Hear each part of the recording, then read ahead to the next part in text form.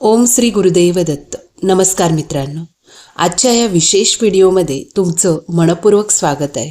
आज आपण ऐकणार आहोत एक अतिशय पवित्र, दिव्य आणि जीवनाला परिवर्तन देणारा ग्रंथ, श्री गुरुचरित्र अध्यायाचे संपूर्ण जेवढे 52 अध्याय आहेत तेवढ्या अध्यायाचे सार आपण आजच्या या व्हिडिओमधून जाणून घेणार आहोत. गुरूंची महिमा, दत्तावतारांचे चरित्र, भक्ताच्या जीवनातील अद्भुत चमत्कार आणि आध्यात्मिक ज्ञान ही सर्व तुम्हाला या एकाच व्हिडिओमध्ये मिळणार आहे. नक्कीच जर तुम्ही शेवटपर्यंत या व्हिडिओवर राहिला तर नक्कीच तुम्हाला गुरुचरित्रमधील जे काही 52 अध्याय जे वाचण्यासाठी आपल्याला खूप सारा वेळ लागतो ते तुम्हाला नक्कीच एवढ्या छोट्याशा व्हिडिओमधून समजून जाईल. चला तर मग सुरुवात करूया आजच्या आपल्या या व्हिडिओला. जय जय गुरुदेव दत्त. श्री गुरुचरित्र हा जो 52 अध्यायांचा जो ग्रंथ आहे तो अतिशय पवित्र ग्रंथ आहे.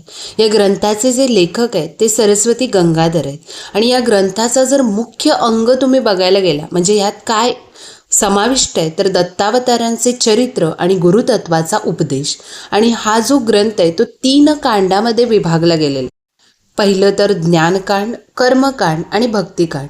गुरुचरित्राचे जे वाचन आहे ते अत्यंत पुण्यकारी मानले जाते. पाप, दुःख, रोग, संकट, कलह, निराशा यापासून मुक्ती देणारा हा ग्रंथ आहे. आणि बघा आता 4 डिसेंबरला आपली श्री गुरुदेव दत्तांची जी जयंती आहे ती देखील आहे. आणि त्या क्षणी जर तुम्हाला पूर्ण गुरुचरित्राचं वाचन करायला जमणार नसेल किंवा पारायण करायला जमत नसेल तर नक्कीच तुम्ही हा व्हिडिओ शेवटपर्यंत पहा. म्हणजे तुम्हाला गुरुचरित्र अध्यायाचं पठन केलेल्याचा जो अनुभव आहे तुम्हाला तो या व्हिडिओमधून मिळणार आहे. चला तर मित्रांनो, आज आपण आपल्या व्हिडिओची सुरुवात करूया. बघा, या गुरुचरित्र ग्रंथाची नेमकी सुरुवात तरी कशी झाली तर बघा, एका गावात नामधारक नावाचा एक भक्त राहत होता. भलेही त्याचं नाव नामधारक असेल पण त्याच्या जीवनात अनेक दुःख, अडचणी, संकटे सतत येत होती. तो विचार करू लागला, मी एवढे चांगले कर्म करतो, वाईट कधीच करत नाही, तरी माझ्यावर एवढे संकट का? मन अत्यंत थकलेलं आहे, निराश झालेलं आहे. एके दिवशी तो कला नदीच्या तटावर बसला होता. तेव्हा त्याला भेटले एक ज्ञानी, शांत व तेजस्वी ऋषी म्हणजेच आपले सूत महाराज, जे की या गुरुचरित्र ग्रंथाचे वक्ता आहेत, ज्यांनी हा गुरुचरित्र ग्रंथ अगदी छान पद्धतीने त्यांना सांगितलेला आहे. नामधारकाने सूतांना आपल्या दुःखाची कहाणी सांगितली. सूत म्हणाले, तुझे जे दुःख आहे ते तुझ्या पूर्वकर्मांमुळे आहे आणि त्यातून सुटण्याचा एकच मार्ग आहे, तो म्हणजे या गुरुचरित्राचे ज्ञान. तेव्हा सूत महाराज नामधारकाला सांगू लागले दत्तावतारांचे चरित्र आणि तिथून सुरू होते या गुरुचरित्राची दिव्य कथा. गुरुचरित्राचा पहिला अध्याय अत्यंत पवित्र, दैवी आणि शांततेने भरलेला आहे. या अध्यायात लेखक म्हणजे सरस्वती गंगाधर महाराज स्वतःची भूमिका सांगतात आणि गुरुचरित्र लेखनाची प्रेरणा त्यांना कशी मिळाली हे वर्णन देखील करतात. हा संपूर्ण अध्याय गुरुकृपेनेच ज्ञानप्राप्ती होते हा संदेश देतो. अध्यायाच्या सुरुवातीला गंगाधर स्वामी अत्यंत नम्रपणे सांगतात की मी काही कवी नाही, ना विद्वान आहे, माझ्यात काही विशेष गुण नाहीत, पण गुरुकृपेने माझ्या हृदयात एक दिव्य प्रेरणा जागी झाली आणि गुरुचरित्र लिहिण्याचा संकल्प झाला. ते सांगतात की साध्या माणसाला जे अशक्य वाटते ते गुरूंच्या कृपेने सहज शक्य होते. हीच भावना या ग्रंथाची पहिली शिकवण आहे. गुरुचरित्राच्या वाचनाने किंवा श्रवणाने मनुष्याचे सर्व दोष निवळतात, संकटे दूर होतात, मनाला शांती मिळते आणि जीवनामध्ये सत्संग, सद्गुण आणि विवेकाची वाढ होते. ते हेही सांगतात की हा ग्रंथ भगवान दत्तात्रय यांच्या अवतार रूपातील श्री नृसिंह सरस्वती यांच्या दैवी लीला सांगतो आणि याचे वाचन किंवा श्रवण म्हणजे प्रत्यक्ष गुरूंचे चरणस्पर्श केल्यासारखे आहे. गंगाधर स्वामी सांगतात की गुरुचरित्र लिहिण्याचा विचार प्रथम मनात आला तेव्हा त्यांना स्वतःची लायकता नसल्याची जाणीव झाली. ते म्हणतात की मी एक सामान्य मनुष्य, माझ्यात ना ज्ञान ना काव्यशक्ती, अशा मला हे महान काम कसे काय साध्य होणार. पण जसे ते चिंतन करतात त्यांना त्यांच्या गुरूंचे शब्द आठवतात की मी तुझ्या मागे उभा आहे, फक्त तू सुरू कर. आणि या शब्दांनी त्यांना अपूर्व ध्येय व आत्मविश्वास दिला. एके रात्री ते ध्यानात बसले असताना त्यांच्या अंतःकरणात एक तेजस्वी प्रकाश प्रकट झाला. मन अत्यंत प्रसन्न झाले आणि त्यांनी स्पष्टपणे अनुभवले की गुरूंचा हात माझ्या पाठीवर आहे. ही दैवी अनुभूती पाहून ते म्हणाले, या ग्रंथाचे लेखक मी नाही आहे, तर माझ्या हातातून गुरुच लिहित आहेत. या भावनाने ते लेखन सुरू करतात. या अध्यायात ग्रंथाचा उद्देश जो आहे तो स्पष्ट केला आहे. सत्य, धर्म, करुणा व सदाचाराकडे लोकांचा प्रवास व्हावा. सर्वांना दत्तगुरूंची महिमा समजावी, जीवनातील अंधकार दूर व्हावा आणि भक्तीची वाट जी आहे ती प्रकाशमान व्हावी. दुःख, रोग, संकट, पाप यासारख्या अडचणींचा नाश व्हावा. गुरुचरित्राचे पठण म्हणजे मांदियाळ्यातील आकाशात दीप लावल्यासारखे. जिथे अंधार हटतो आणि जिथे प्रकाश जातो तिथे मार्ग स्पष्ट होतो. गुरूंची शक्ती किती अपरंपार आहे याचे सुंदर वर्णन येते. गुरु हा जगाचा आधार आहे. गुरु हा अज्ञानाचा नाश करणारा सूर्य आहे. गुरु वाचकाच्या जीवनातील नकारात्मकता, चिंता, पापांचा अंत करणार आहे. गुरु शरण आलेल्या भक्ताला कधीही सोडत नाही. लेखक सांगतात की गुरुचरित्र हे केवळ एक पुस्तक नाही आहे, तो एक अनुभव आहे, याची सेवा आहे, एक साधना आहे. गंगाधर स्वामी स्वतः कबूल करतात की त्यांच्या जर स्वतःच्या बुद्धीने इतका दिव्य ग्रंथ लिहिणे खूपच अशक्य होईल.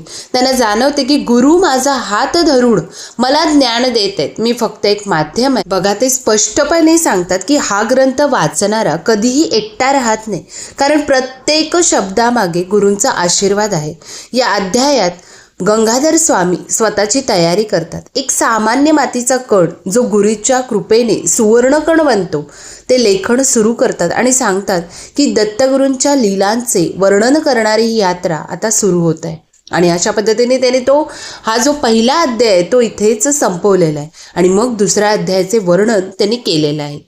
अध्याय दुसरा यामध्ये लेखक गुरुच्या महिम्यांचे विस्तृत स्वरूप वर्णन करतात. ते म्हणतात की जगात लाखो ग्रंथ आहे, मंत्र आहे, साधना आहे, पण गुरुसेवा आणि गुरुचरित्र याचे जे फळ आहे ते अनंत आहे. या अध्यायात गुरूंचे स्वरूप अगदी दैवी प्रकारे उलगडले. गुरु हा ज्ञानाचा सागर आहे. गुरु हा अंधकाराचा नाश करणारा सूर्य आहे. गुरु हा भक्तांच्या अंतःकरणातील दिव्य दीप आहे.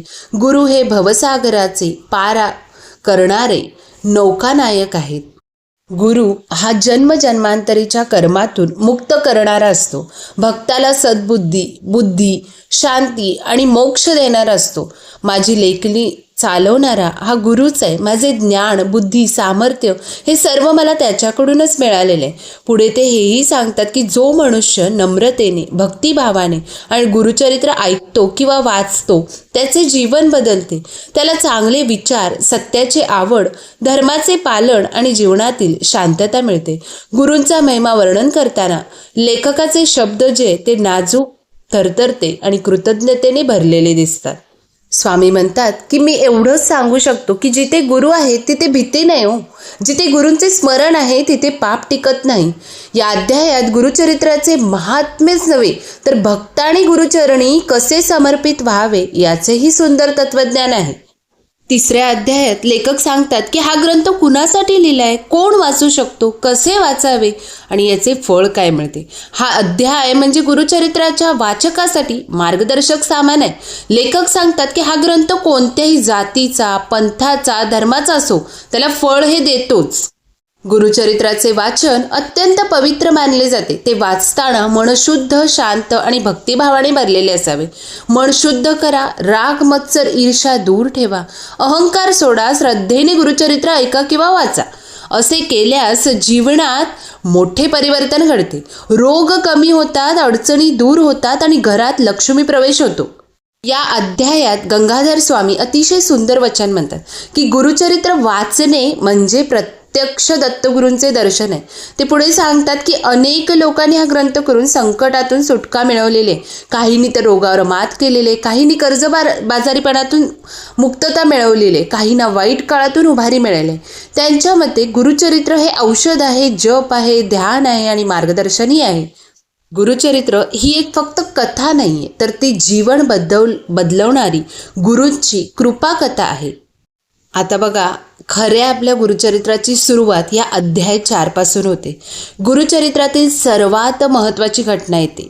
श्री नृसिंह सरस्वती महाराजांचा अवतार. लेखक अत्यंत सुंदर पद्धतीने शांत आणि दिव्य वातावरण निर्माण करून कथा सांगतात. बघा, कर्नाटकातील एक ब्राह्मण दामोदर पंत आणि त्यांच्या पत्नी अंबाबाई यांना फार दिवस मुले नव्हती. त्यांनी अनेक पूजा, व्रत, दान, तीर्थयात्रा केल्या, पण संसार अपूर्णच राहिला. एका रात्री अंबाबाई खूप दुःखी होऊन देवासमोर रडत बसलेली असते. तेवढ्यात तिला एक दिव्य स्वप्न पडले. स्वप्नात एक तेजस्वी ब्राह्मण येतो आणि म्हणतो, तुझे दुःख आता संपणार आहे. तुझ्या पोटी दिव्य आत्मा जन्म घेईल. त्याने जगाचे कल्याण करावयाचे. त्या क्षणी अंबाबाईच्या हृदयात आशेचा एक अद्भुत प्रकाश फुलतो. काही महिन्यांनी चैतन्याच्या शुक्ल प्रतिपदेला अंबाबाईंनी एक तेजस्वी पुत्राला जन्म दिला. तो बालक इतके दिव्य तेज बाळगून आला की घरात असामान्य शांतता पसरली. बालकाच्या जन्माबरोबरच घरात अशी सुगंधी वाऱ्याची लहर उठली की लोक म्हणाले की हा मुलगा साधा नाहीये, तर हा महापुरुष होणार आहे. त्या बालकाला नाव ठेवले की श्री नृसिंह. काही दिवसातच त्याची असामान्य वैशिष्ट्ये मात्र दिसू लागली. तो बालक अत्यंत शांत, समाधानी आणि जगापासून अलिप्त दिसत होता. आईचे दूध तो घेत नसे. जणू शरीराला अन्नाची गरजच नव्हती. त्याला डोळ्यात अशी खूप खोल अनंत शांतता असायची. लोक त्याचे दर्शन घेऊन मंत्रमुग्ध होत असायचे. लहानपणापासूनच नृसिंह बोलत नव्हता. त्याचे मौन लोकांना गूढ वाटायचे. कुटुंबियांनी डॉक्टर, वैद्य, मंत्रतंत्र करणारे सगळ्यांना दाखवले, पण कोणीही कारण सांगू शकले नाही. शेवटी एक ज्ञानी संत म्हणाले की हा साधा बालक नाही, हे स्वयं दत्तात्रयांचे अंश आहे. यांचे मौन म्हणजे योगमग्न अवस्था आहे. ही वाणी ऐकून सर्व हतबुद्ध झाले. या अध्यायाचा शेवट अत्यंत सुंदर आणि भक्तीने भरलेला आहे. लेखक सांगतात की देव चमत्कारांनी प्रकट होत नाही, तो सुप्त भक्तिभावात, पवित्र अंतःकरणात आणि दुःखी मनाच्या प्रार्थनेत जन्म घेतो. अंबाबाईचे दुःख पाहून भगवान दत्तात्रयांनी नरसिंह सरस्वती म्हणून अवतार घेतला. आणि ही आहे या अध्याय 4ची दिव्यता. 5व्या अध्यायात श्री नृसिंह सरस्वतीच्या बाल्यकाळातील अलौकिक गुणांचे वर्णन आहे. बाळ अगदी काही महिन्यांचे असतानाही त्यांचे वर्णन किंवा त्यांचे वर्तन इतर मुलांसारखे नव्हते. ते रडत नसत. झोपताना त्यांच्या शरीरातून मंद प्रकाश झिरपताना दिसे. त्यांचे डोळे नेहमी ध्यान अवस्थेत अर्धवट मिटलेले असत. शरीरावरून सतत मंद सुगंध येत असे. गावातील लोक म्हणायचे, यांच्यात काहीतरी दैवी आहे. हा साधा जीव नाहीये. 5 ते 6 महिन्यांचा असतानाही तो बालक वेद, मंत्र, ऋचा उच्चारू लागला. एकदा वडील पांडित्याचे एक श्लोक म्हणत असतात. तो बालक अचानक तेच मंत्र स्पष्टपणे बोलतो. घरातला प्रत्येक जण थक्क होतो. गावातील पंडित म्हणतात, या बालकाने पूर्वजन्मी महान तप केलेले. याला गुरुची शिकवण लागत नाही. बाळ 7 वर्षाचा होईपर्यंत बोलतच नव्हता. एके दिवशी घरात सत्यनारायण पूजा चालू होती. ब्राह्मण मंत्र उच्चारत होते. तेव्हा अचानक बालकाने मौन सोडून पहिली वाणी बोलली, ओम नमो नारायणाय. घरभर एक दैवी प्रकाश पसरला. मंत्रोच्चार जणू देवाच्या आवाजासारखे जाणवले. सगळ्यांचे शरीर शहारले. डोळ्यातून पाणी आले. गुरुकृपेची इथूनच तर खरी सुरुवात झाली. त्या दिवशी गावातील सर्वजण म्हणाले, दत्तगुरू अवतरले आहेत. बालकाची वाणी म्हणजे देवाचा आदेश असतो असे मानले जाऊ लागले. त्याला उपस्थित कलह, शमत, आजारी बरे होत, घरातील वाद निवळत. त्याच्या दर्शनाने लोकांच्या मनात शांतता उतरत असे. ही कथा आपल्याला दाखवून देते की भगवान जेव्हा अवतार घेतात तेव्हा त्यांचे बाल्यही दिव्यमय असते. नरसिंह सरस्वतींच्या जन्मात तप, ज्ञान, करुणा आणि दैवी तेज जन्मजातच होते. अध्याय 6 यामध्ये श्री नृसिंह सरस्वतीच्या वेद व्यासंगाचे, प्रखर ज्ञानाचे आणि बालवयातील चमत्कारांचे वर्णन केलेले आहे. नृसिंह सरस्वती महाराज जेव्हा 7 वर्षाचे झाले तेव्हा त्यांना गुरुकुलात नेले गेले. सर्वांना आश्चर्य होते की जो बालक स्वतः वेद बोलतो त्याला गुरुकुलात काय शिकायचं आहे. पण बालकाने विनम्रपणे गुरूंच्या चरणी नमस्कार केला. तो म्हणाला, गुरुशिवाय ज्ञान अपूर्ण असते. गुरूंनी त्याला पाहताच ओळखले. हा साधा विद्यार्थी नाहीये, त्याच्या अंगी ब्रह्मज्ञान आहे. वेद, उपनिषद, शास्त्रे क्षणात ते आत्मसात करतात. गुरुकुलातील मुले जिथे एक मंत्र शिकायला दिवस लावायची, तिथे श्री नृसिंह सरस्वती त्या मंत्राचा अर्थ, विस्तार, भावना, दैवी तत्व क्षणात सांगत असे. गुरु आश्चर्यचकित होऊन म्हणाले, तुला शिकवण्यासारखे काहीच उरले नाही. अतिशय ज्ञानी असूनही नृसिंह सरस्वती महाराज अतिशय नम्र होते. वृद्धांची सेवा करणे, गुरूंचे आज्ञापालन करणे, लहान मुलांना मदत करणे, सर्वांशी प्रेमाने वागत असत. ज्ञान आणि विनय यांचा संगम म्हणजे त्यांचे व्यक्तिमत्व. एकदा गावातील लोकांनी पाहिले की नृसिंह नदीकाठी ध्यानस्थ बसले. त्यांच्याभोवती तेजोवलय तयार झाले होते. पाण्याच्या लाटांनी त्यांचा स्पर्श करायला धाडस करत नव्हते. नदी स्वतः स्थिर झाल्यासारखी होती. लोकांच्या डोळ्यात पाणी आले. ते म्हणाले, अहो, हे फक्त ज्ञानी नाहीये, तर हे स्वयं दत्तात्रयांचे अवतार आहेत. अध्याय 6 आपल्याला सांगून जातो की दत्तगुरूंच्या अवतारांचे लक्षण म्हणजे अपूर्व ज्ञान, जन्मजात प्रज्ञा, परम नम्रता, करुणा आणि दैवी तेज. गुरुकुलातील जीवन त्यांच्यासाठी साधे होते, पण त्यांची चैतन्य शक्ती असाधारण होती. अध्याय 7 नामस्मरणाची महिमा आणि नलदमयंती कथा आहे. गुरुचरित्राचा हा जो अध्याय आहे तो नामस्मरणाच्या अद्भुत शक्तीवर आधारित आहे. या अध्यायात श्री गुरु आपल्या भक्तांना सांगतात की संसारात कितीही संकटे आले तरी परमेश्वराचे नाव, गुरूंचे स्मरण आणि सततचे ध्यान मनुष्याला रक्षण करतात. गुरूंचे स्मरण आणि सततचे ध्यान आपल्याला एक बळ देतात. नावात अशी अलौकिक शक्ती आहे की ते आपले दुर्भाग्य, पापबुद्धी आणि अडचणी शमवून मन शुद्ध करून टाकतात. आणि या शिकवणीसाठी महाराज एक अत्यंत सुंदर कथा सांगतात, ती म्हणजे नलदमयंतीची कथा. राजा नल अत्यंत धर्मशील, धैर्यवान, सुंदर आणि प्रजाजनांचा लाडका राजा होता. त्यांची पत्नी दमयंती रूपवान, सती आणि पतिभक्त होती.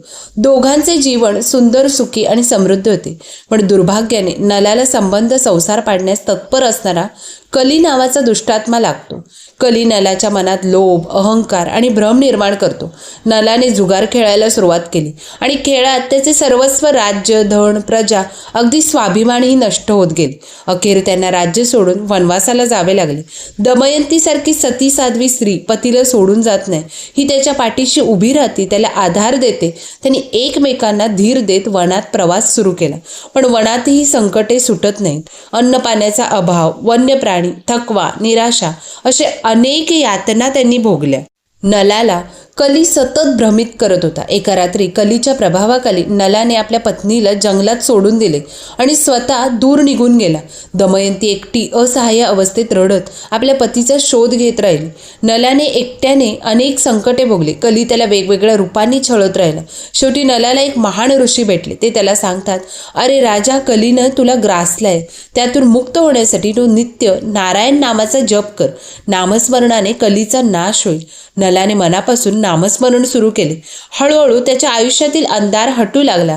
कली कमकुवत होऊन त्याचे शरीर सोडतो.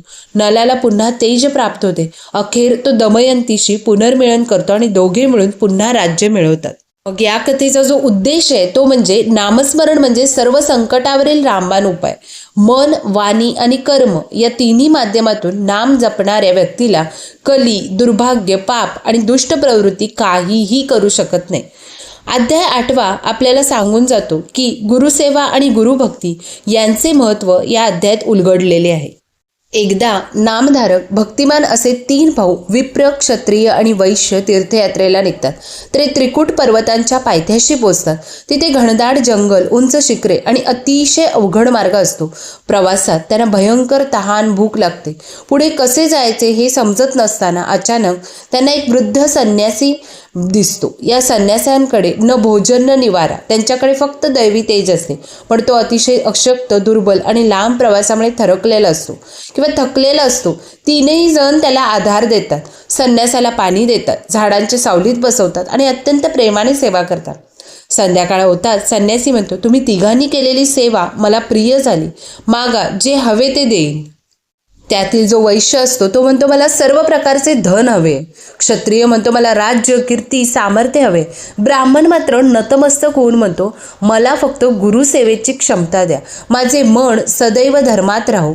संन्यासी प्रसन्न होतो. रात्री अचानक आकाश उजळते आणि त्या संन्यासाच्या रूपातून परब्रह्म दत्तात्रय प्रकट होतात. ते तीनही जणांना वर देऊन म्हणतात, धन आणि राज्य हे नाशिवंत आहे, पण ब्राह्मणा, तुझी मागणी सर्वोत्तम आहे. गुरुसेवा म्हणजे मोक्षप्राप्तीचा मार्ग. काळ लोटतो, वैश्याकडे धन येते, पण मनात अस्थिरता वाढते. क्षत्रिय राजसत्तेत मग्न होतो, पण युद्ध, शत्रू, चिंता वाढत जाते.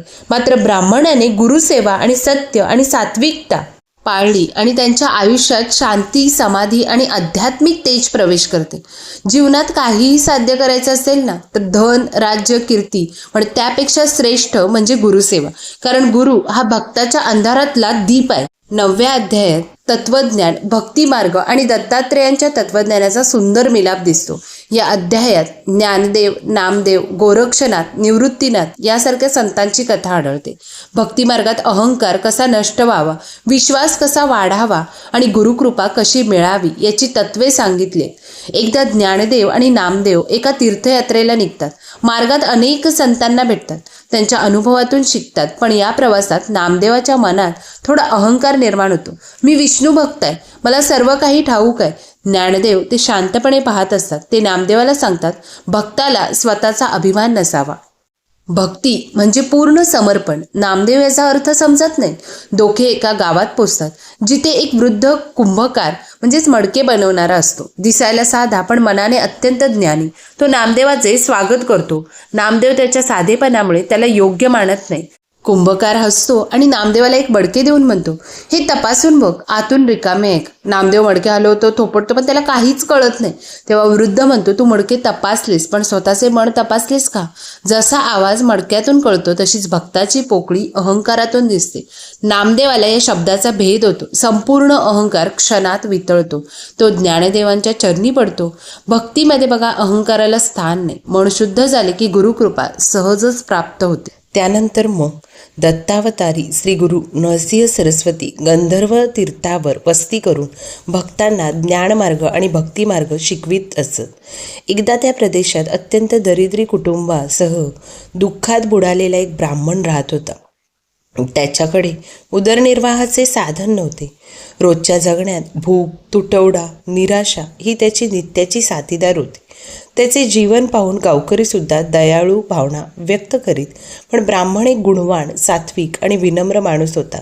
ज्ञान, वेद, सत्य यावर त्याचा अढळ विश्वास होता. तरीही घरात अन्न नव्हते. मुलांवर उपासमार, पत्नीची अत्यंत कृशा झाली होती. कित्येक दिवसात त्यांनी पोटभर भाकरीही पाहिली नव्हती. घरात अंधार, मनात संभ्रम. एक दिवस पत्नी ब्राह्मणाला म्हणाली, आपण संतांचा सहवास घ्यावा.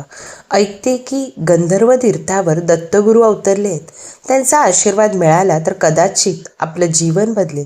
काही दिवसांनी ते दोघे श्री गुरूंच्या दर्शनाला निघाले. गंधर्व तीराच्या काठी पोचल्यावर त्यांना भव्य, तेजस्वी, शांत, करुणामयी दत्तमूर्ती दिसली. श्रीगुरूंच्या चरणावर पडताच त्यांच्या मनातील सर्व लोचने, चिंता आणि ताण जणू वितळून गेले. श्रीगुरू हसून विचारतात, काय रे, कशासाठी आलात? ब्राह्मण विनंतीपूर्ण स्वरात म्हणाला की माझ्या कुटुंबाला उपासमार आहे. मी सत्यमार्ग सोडू इच्छित नाही, पण जीवन कसे चालू? श्रीगुरू म्हणाले की सत्याचा त्याग करू नकोस. धर्माचा मार्ग जरी कठीण असला तरी त्यातूनच फळ मिळते. सात्विकता राख आणि सदैव नामस्मरण कर. उद्यापासून तुझे दुःख निवळेल. दुसऱ्या दिवशी एक समृद्ध व्यापारी ब्राह्मणाला भेटला. त्याने ब्राह्मणाचे विद्वत्व पाहून त्याला गुरुकुलातील आचार्यपद दिले. ब्राह्मणाचे जीवन बदलले. घरी अन्न, समाधान आणि आनंद आणि आध्यात्मिक शांतता नांदू लागली. मग या अध्यायाचा संदेश काय? तर गुरुवर विश्वास ठेवल्यास दरिद्रता, क्लेश दूर होतात. सत्य आणि सात्विकता सोडणारा कधीच सुखी होत नाही. त्यानंतर 11व्या अध्यायात बघा, सप्तर्षी कथा आणि कर्मबंधनाचे रहस्य सांगितले.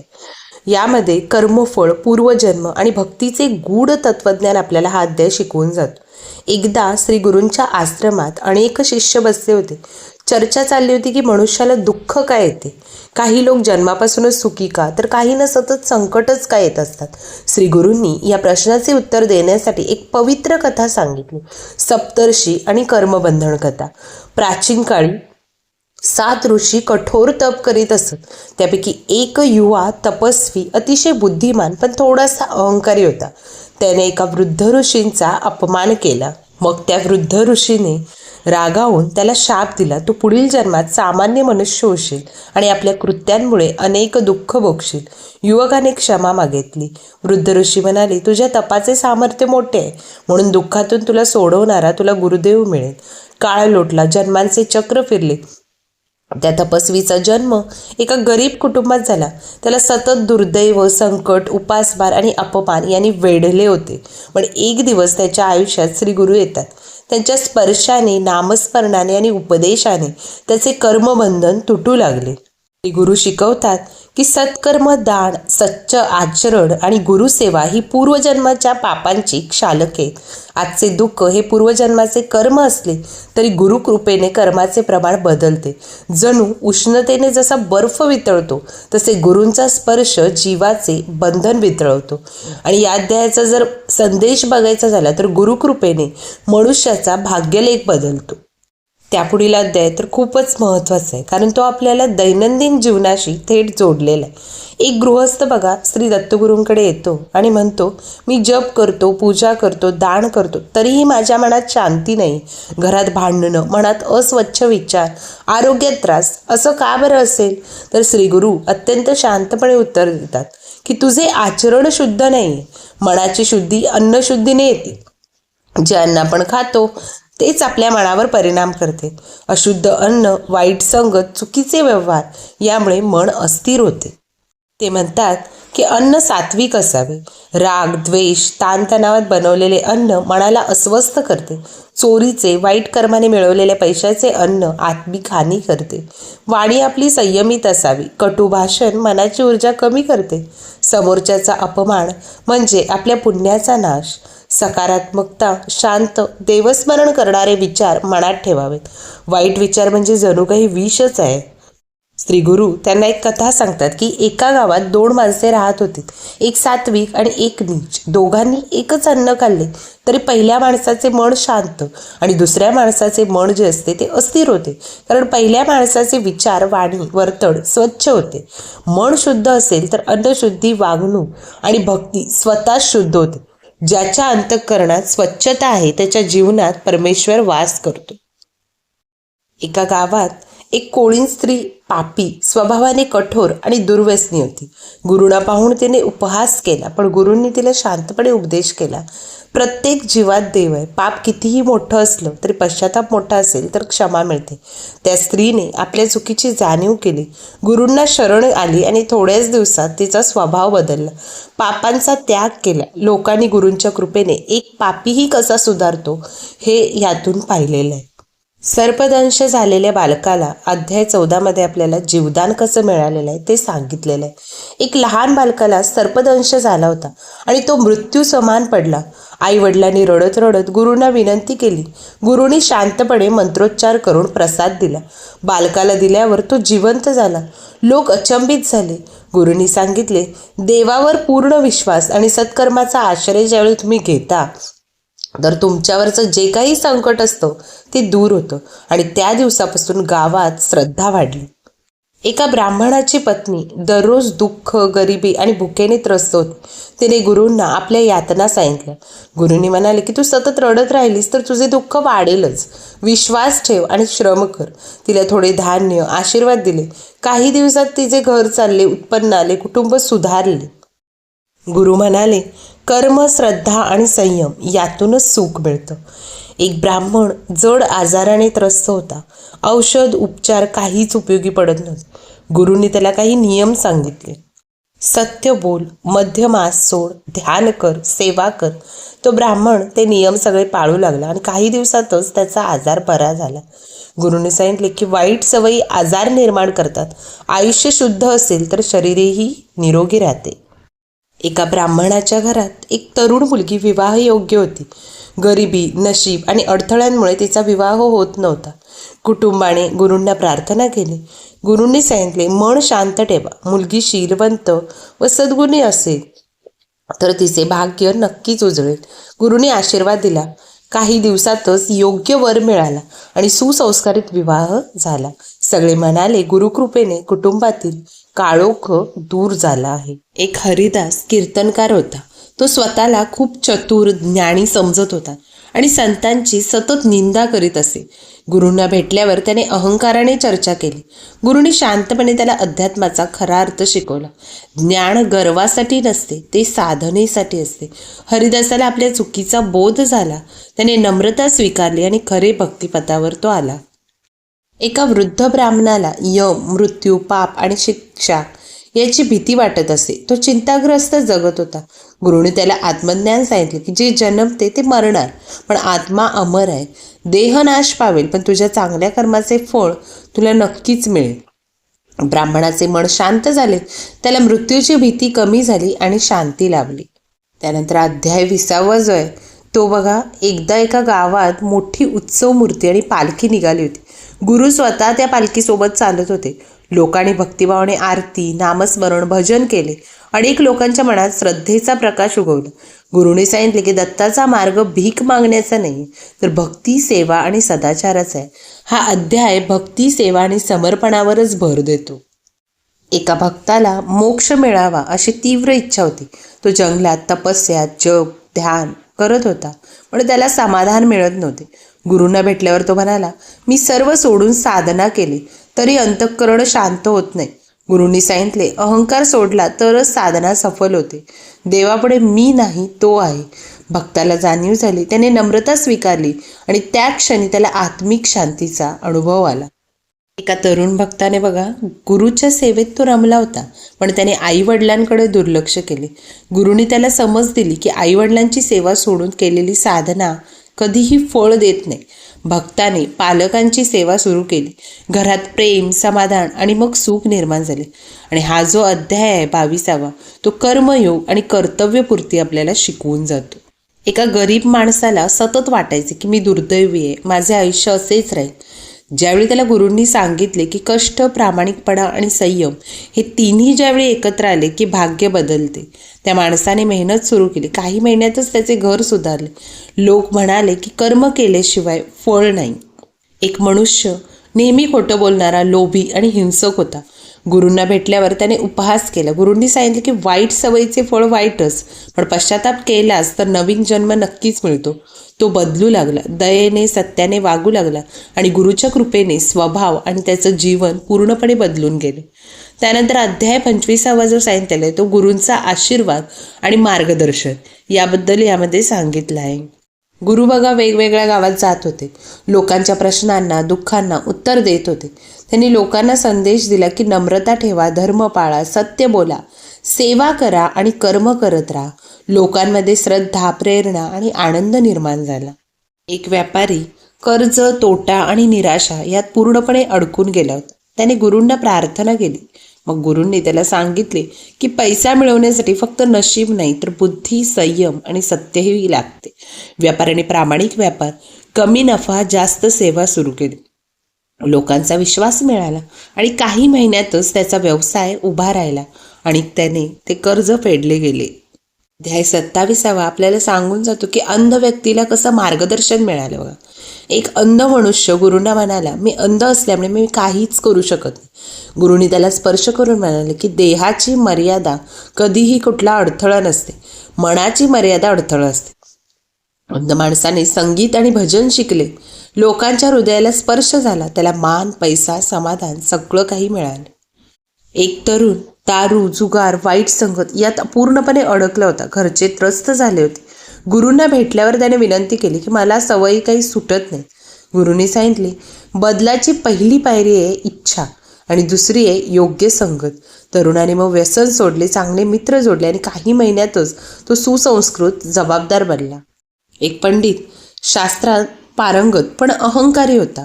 तो इतरांना तुच्छ मानायचा. गुरूंनी त्याला विचारले, तू ज्ञानी असूनही तू नम्र का नाही आहेस? पंडित दंग झाला. त्याने मान डुलवली आणि नम्रता शिकली आणि ज्ञानाचे सौंदर्य नम्रतेत आहे असं त्यांना गुरूंनी सांगितले. अध्याय 30व्यामध्ये बघा, दत्तभक्तांचा आनंद पारावर उरला नाही. असं का झालं असेल तर गुरूंनी भक्तांना भक्तीचा मर्म सांगितला होता. लोभ सोडा, परस्पर मदत करा, सत्य बोला, दयाळू बना. मग लोकांनी मंत्र, जप, सेवा सगळं काही सुरू केलं. मग गावात शांती, प्रेम आणि आनंद निर्माण झाला. जो इतरांना सुख देतो तोच खरा भक्त असतो. एका राजाने गुरुला विचारले की प्रजेचे सुख कशात आहे. गुरुंनी उत्तर दिले की न्याय, करुणा आणि प्रामाणिकता. राजा लोभी असेल तर प्रजा नक्कीच दुःखी होते आणि राजाने प्रजाहिताचे निर्णय घेतले आणि राज्यात शांती आणि समृद्धी आली. बघा, आपण या अध्यायांचं अगदी थोडक्यात वर्णन पाहतोय, कारण आपल्याला 52 अध्याय या एका व्हिडिओमध्ये पूर्णपणे कव्हर करायचे. त्यामुळे आपण नक्कीच पूर्ण व्हिडिओ श्रवण करा, म्हणजे आपल्याला 52 अध्यायामध्ये नक्की काय आहे याचा लाभार्थ भावार्थ काय आहे हे आपल्याला पूर्णपणे समजून जाईल. आता आपण अध्याय 32 बघतोय. बघा, एक शेतकरी नापीक, कर्ज आणि दारिद्र्याने त्रस्त होता. गुरूंनी त्याला धीर दिला. कष्ट, मातीवर प्रेम आणि संयम ज्यावेळी तुमच्यामध्ये असेल तर शेतात प्रेम घातले तर पीक नक्कीच फळेल. शेतकऱ्याने खूप मेहनत घेतली आणि काही दिवसातच त्याचं पीक बहरलं आणि घर देखील सुधारलं. अध्याय 33 आपल्याला सांगून जातो की कुलधर्माचे पालन करणे किती महत्त्वाचे आहे. बघा, एक गाव लोकांनी धर्माचे नियम, संस्कार पूर्णपणे विसरले होते. उत्सव, पूजा, दान काहीच होत नव्हते. गुरूंनी त्यांना आठवण करून दिली की धर्म म्हणजे आनंद, एकता आणि संस्कार. प्रत्येकाने आपापली जबाबदारी घ्यावी. लोकांनी पुन्हा उत्सव, पूजा सुरू केली आणि मग गावात एकता आणि प्रेम वाढलं. एका स्त्रीवर संसाराचा भार, आर्थिक अडचणी आणि एकाकीपणाचे दुःख होते. मग गुरूंनी तिला सांगितले की आत्मविश्वास ठेवा, श्रम करा आणि देवावर विश्वास ठेवा. थोड्याच दिवसात तिचे आयुष्य सुधारले आणि गुरुकृपेचा अनुभव तिला आला. त्यानंतर अध्याय 35मध्ये ज्ञानयोगाचा संबंध गुरूंनी सांगितलेला आहे. गुरूंनी लोकांना ज्ञानयोगाचा सत्यार्थ सांगितलेला आहे. आत्मा अमर आहे, देह काय आहे, नश्वर आहे. वस्तू, पैसा हे सगळं तात्पुरतं आहे, क्षणभंगूर आहे. गुरूंनी सांगितले की आत्मज्ञानातच खरा आनंद आहे. लोकांच्या मनात शांतता आणि समजूतदारपणा त्यामुळे वाढला. एक ब्राह्मण दारिद्र्य, भूक आणि अपमान सहन करत होता. तो गुरूंना म्हणाला, माझे भाग्यच खराब आहे. गुरूंनी सांगितले, भाग्य कष्टाने बदलते. प्रामाणिकता आणि संयम ठेवा. काही दिवसातच त्याला योग्य काम मिळाले, घर सुधारले आणि मान सन्मान देखील वाढला. एक माणूस बघा, मत्सर, स्पर्धा आणि रागाने भरलेला होता. इतरांच्या यशाने त्याला खूप त्रास होत असे. इतरांच्या यशात आनंद मानायला आणि मत्सर आत्म्याला जाळतो असं ज्यावेळी त्याला गुरूंनी सांगितलं त्यावेळी तो बदलू लागला. त्याने सहकार्य आणि प्रेम शिकले. त्याच्या मनात शांती निर्माण झाली. एक चोर गावात लोकांना खूप त्रास देत होता. गुरूंनी त्याला भेटून सांगितले की चोरीने सुख मिळत नाही, सत्य आणि मेहनतच आयुष्य घडवतात. चोराला खूप सारा पश्चाताप झाला. त्याने चोरीचा त्याग केला, काम करून घर चालवू लागला आणि लोकांनी मग त्याचा आदर सुरू केला. एक ब्राह्मणी बघा, तिच्या घरात खूप दारिद्र्य होते, पण मन आणि देव जे होतं ते पूर्णपणे भक्तीत डुंबलेले होते. गुरूंनी तिला आशीर्वाद दिला की तुझे निस्वार्थ प्रेम तुला सुख नक्कीच देईल. काही दिवसातच तिच्या घरात समाधान, सुख आणि प्रतिष्ठा वाढली. तिची भक्ती सर्वांसाठी आदर्श ठरली. अध्याय 40मध्ये गुरूंनी बघा वानप्रस्थ धर्म समजावला. वय झाल्यावर बघा आसक्ती सोडावी, सेवा, साधना आणि शांत जीवन अवलंबावे. मुलांवर वर्चस्व न ठेवता मार्गदर्शन करावे. लोक म्हणाले, जीवनातील प्रत्येक टप्प्यात धर्म आणि संयम नक्कीच आवश्यक असतो. गुरूंनी लोकांना उपदेश केला की सदाचार म्हणजे योग्य वर्तन, सत्य आणि करुणा यानेच कुटुंब आणि समाज टिकतो. लोकांनी आपापल्या चुका लक्षात घेतल्या, वाईट सवयी सोडल्या आणि सद्वर्तन सुरू केले. गावात शांती आणि आदर्शपणा वाढला. एक श्रीमंत माणूस अहंकारी, कठोर आणि स्वार्थी होता. तो गरिबांकडे तुच्छतेने पाहत असे. गुरूंनी ज्यावेळी त्याला सांगितलं की धनाचा अभिमान ठेवू नको, संपत्ती ही देवाने दिलेली जबाबदारी आहे, तो माणूस जागा झाला. त्याने दान, मदत आणि सेवा सुरू केली. त्याच्या जीवनात आनंद आणि समाधान आले. गुरूंनी लोकांना सांगितले की जगायचं आहे, पण जगात गुंतून नाही. तर लोभ, राग, ईर्ष्या ही माणसाला बंधनात ठेवतात. लोकांनी अंतर्मुखता, साधना आणि संयम सुरू केला आणि त्याने त्यांना मनशांती मिळू लागली. एक अनाथ मुलगा भटकत होता. लोक त्याला दूर ठेवत, त्रास देत. गुरूंनी त्याला प्रेम दिले, त्याच्यासाठी अन्न, शिक्षण आणि आधार दिला. तो मुलगा पुढे चांगला, बुद्धिमान आणि संस्कारी झाला. गुरूंनी दाखवले की दयाळूपणा हा सर्वात मोठा धर्म आहे. गुरूंनी लोकांना सांगितले की भक्ती म्हणजे फक्त नामस्मरण नाही, ती सत्य, सेवा आणि निष्ठा आहे. भक्ताने आपापल्या जीवनात बदल केले, वाईट सवयी सोडल्या, नियम पाळले, त्यातून अनेकांना सुख आणि शांती मिळाली. एक भक्त अचानक आर्थिक संकटात अडकला. घरात तणाव, निराशा आणि चिंता होती. भक्ताने गुरूंना प्रार्थना केली. गुरूंनी सांगितले की विश्वास ठेवा, काळ बदलतो, संयम ठेवा आणि सत्कर्म करा. काही दिवसातच त्याचे काम सुधारले. गुरुकृपेने त्याच्यावरचे जे संकट होते ते दूर झाले. एक मनुष्य दीर्घकाळ रोगाने त्रस्त होता. औषध, मंत्र, उपाय काहीच चालत नव्हते. तो गुरूंना भेटला. गुरूंनी त्याला आश्वासक शब्द दिले की रोगावर औषध आणि मनावर श्रद्धा हे दोन्हीही लागतं. काळानुसार त्याचे आरोग्य सुधारले. त्याच्या मनात विश्वास आणि शांती निर्माण झाली. मनुष्य पैसा, वासना आणि प्रतिष्ठेच्या मोहात अडकला होता. त्याचे मन अशांत होते. गुरूंनी सांगितले, मोह हे दुःखाचे कारण आहे आणि त्यागातच खरा आनंद आहे. मनुष्याने मोह सोडला, सरळ जीवन स्वीकारले आणि त्याला मनशांती लाभली. अध्याय 49 मध्ये बघा, गुरूंचे अद्भुत दर्शन झालेले. एका भक्ताने गुरूंना प्रश्न केला की आपण दत्तात्रेयांचे अवतार आहात का? गुरूंनी स्मित केले. त्या रात्री भक्ताला दिव्य दर्शन झाले. त्याने दत्ताचा तेजस्वी प्रकाश अनुभवला. तो भक्त आनंदाश्रू ढाळत होता. त्याचे आयुष्य बदलले. अध्याय 50 मध्ये आपल्याला सांगितलेलं आहे की सद्गुरूंनी आता निरोप घेतलेला आहे. म्हणजे मी आता या प्रदेशातून जाणार आहे, पण माझा संदेश तुमच्यामध्ये राहू द्या. लोक भावुक झाले. त्यांनी भक्ती, सेवा आणि सत्य याचा मार्ग स्वीकारला. गुरूंनी आशीर्वाद दिला की मी सदैव तुमच्यातच आहे. गुरूंनी बघा शांतपणे प्रस्थान केले. लोक दुःखी झाले, पण त्यांच्या मनात एकच प्रकाश होता की गुरुकृपा आणि उपदेश कधीही नष्ट होत नाहीत. गुरु गेले, पण ते आमच्यातच जिवंत आहेत. गावात भक्ती, साधना आणि सेवा सुरू राहील. गुरूंच्या आठवणीने जीवन सुंदर झाले. आता अध्याय 52 जो आहे तो समाप्ती अध्याय. बघा, हा अंतिम अध्याय आहे आणि अत्यंत भावनिक आणि पवित्र आहे. कारण यात श्री नृसिंह सरस्वती स्वामींचे पृथ्वीवरील अवतार कार्य पूर्ण होऊन ते पुन्हा अदृश्य होतात. गंगापूर येथे स्वामींचे वास्तव्य चालूच होते. देशभरातून लोक येऊन स्वामींच्या दर्शनाने आपले दुःख दूर करत होते. स्वामींच्या नामस्मरण, भजन, साधना, सेवा आणि सत्संगामुळे संपूर्ण प्रदेश पवित्र झाला होता. एक दिवस स्वामींना काही भक्तांनी विचारले, स्वामी, आपण आम्हाला किती दिवस लाभणार? स्वामी शांत हसून म्हणाले, माझे कार्य आता पूर्ण झाले. मी लवकरच दृष्टीस निरोप देणार. हे ऐकून भक्त दुःखी झाले, पण स्वामी त्यांना समजावत म्हणाले की देह नष्ट झाला तरी मी सदैव नामरूपाने, तत्वरूपाने, अदृश्य स्वरूपात तुमच्या सोबतच राहील. माझे स्मरण करा, माझी उपासना करा आणि सदाचार पाळा. आणि त्या दिवशी स्वामी श्री क्षेत्र काणेऱ्याच्या दिशेने निघाले. भक्त आणि शिष्यांनी त्यांच्या पायावर हात ठेवून विनवणी केली की आम्हाला सोडून तुम्ही जाऊ नका. स्वामी म्हणाले की संसारात भेट आणि विरह हे नित्य आहेत. मी तुमचा त्याग करत नाही, मी केवळ देहाचा त्याग करीत आहे. याज्ञवल्क्य, विठ्ठल, शब्द यासारखे अनेक शिष्य समवेत होते. वाटेत स्वामी एकेकांना उपदेश देत, आशीर्वाद देत पुढे जात होते. आणि शेवटी एका निर्जन आणि शांत स्थळी स्वामींनी ज्ञानस्थिती धारणा केली आणि त्याने 3 वेळा प्रणवाचे उच्चार केला, ओम ओम ओम, आणि ते दिव्य प्रकाशात लीन झाले. दृश्य पाहून भक्त विलाप करू लागले. काहींनी स्वामींच्या पादुका पुजल्या, काहींनी रडत रडत नामस्मरण सुरू केले. पण स्वामींच्या अदृश्यतेसोबतच त्या ठिकाणी दैवी सुगंध, प्रकाश आणि शांतता पसरली, ज्यामुळे सर्वांच्या मनात समाधान उत्पन्न झाले. सर्वांनी जाणले की स्वामी गेले नाहीत, ते अदृश्य स्वरूपात आपल्याजवळच आहेत. बघा, गुरुचरित्र या ग्रंथाचा मुख्य संदेश या अध्यायात आपल्याला स्पष्ट होतो की सच्चा गुरु देह नाही तर चैतन्य स्वरूप आहे. सत्संग, नामस्मरण, सेवा आणि संयम हेच खरे जीवन आहे. दैवी भक्ती किंवा दैवी शक्ती नेहमी भक्तासोबतच असते. जे माझे स्मरण करेल, जपासेल, ते माझ्या कृपेचे पात्र होईल.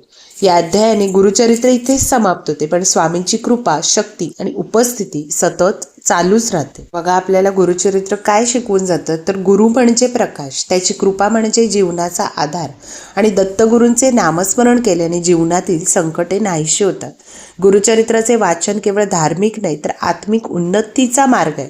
मित्रांनो, हा संपूर्ण गुरुचरित्राचा सार तुम्हाला कसा वाटला कमेंटमध्ये नक्कीच सांगा.